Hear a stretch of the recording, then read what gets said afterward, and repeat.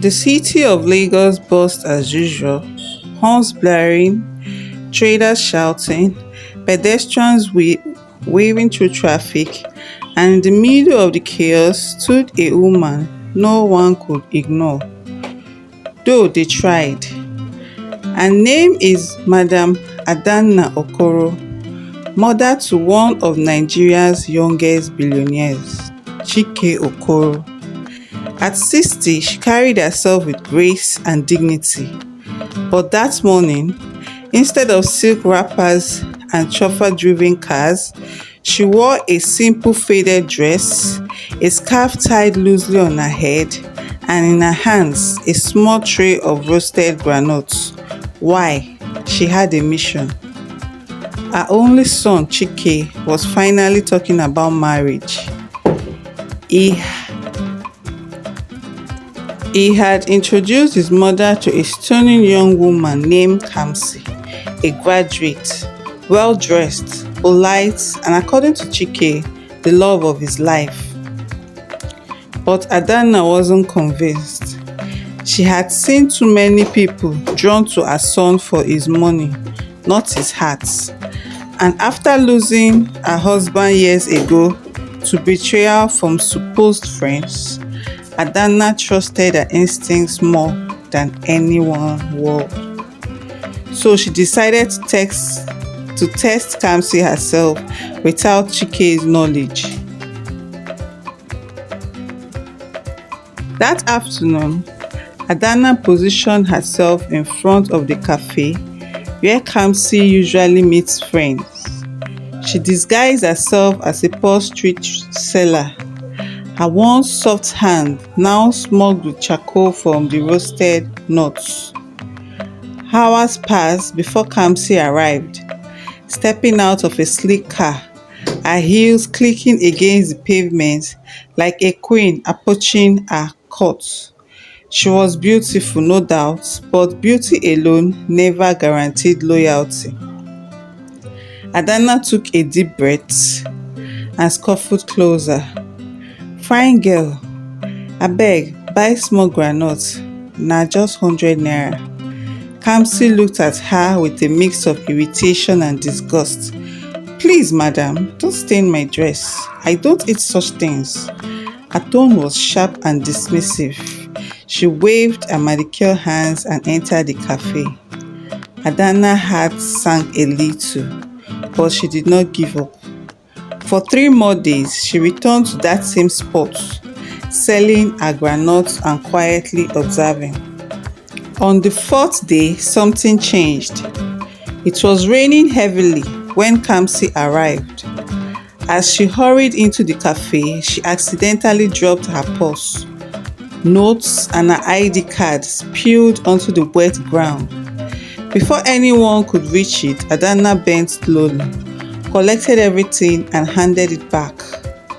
Your purse, my daughter, she said softly. Kamsi glanced at the soaked, trembling woman, and for the first time, her expression softened. Thank you, she whispered, then quickly added, but you should find a better way to live than standing here in the rain. Life isn't fair to everyone, I guess. That moment gave Adana hope. Maybe there was more to this girl than the pride she first showed. A week later, Adana arranged for the final test. Chike had invited Kamsi to his mansion for dinner, and Adana insisted on being the one to cook and serve. But she did not appear as Madam Adana the billionaire. Instead, she showed up again as the same poor woman, the cleaner, the helper, the one no one paid attention to. As Kamsi entered the lavish dining room, she looked around in awe. But when she noticed the old cleaner serving food, she frowned. Why is this woman here? Can't your staff dress better? She whispered to Chike, clearly embarrassed. Chike frowned slightly, but dismissed it, thinking she was just nervous.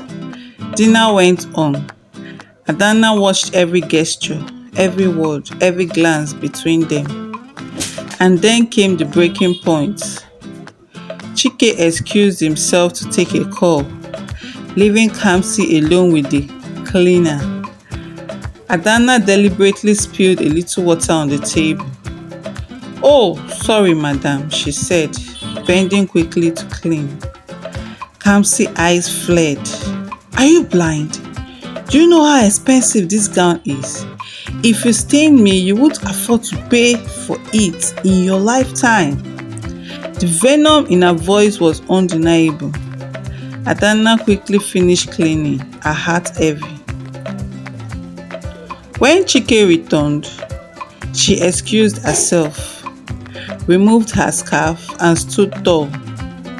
"Kamsi," she said calmly, "I think it's time you meet me properly.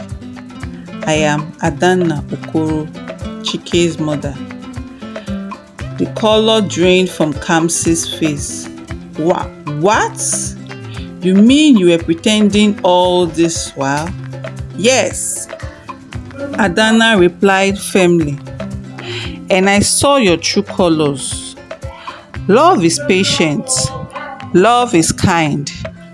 But what you showed me was contempt, arrogance, and pride. My son deserves better." Chike's jaw tightened as he looked at Kamsi. "Is this true?"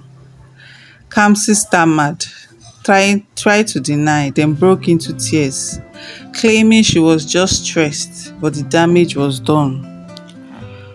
2 weeks later, Chike appeared at his mother's sitting room with another young woman, Amara, his longtime friend and colleague. She wasn't dressed in flashy clothes, but her warmth lit up the room.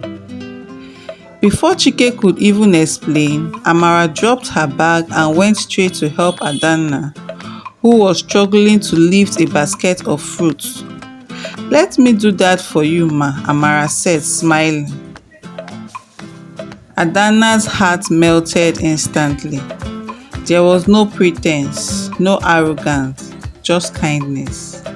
Chike watched silently, and for the first time in months, Madam Adana felt peace. Sometimes the richest heart hides behind the simplest face. And so, Madam Adana's clever disguise saved her son from marrying the wrong person. It wasn't about wealth, beauty, or status, but about respect, humility, and love. In the end, the woman who treated a poor cleaner with kindness was the one worthy of being a billionaire's wife. Thank you so much for watching this far. Please subscribe to my channel, like and comment. Thank you very much.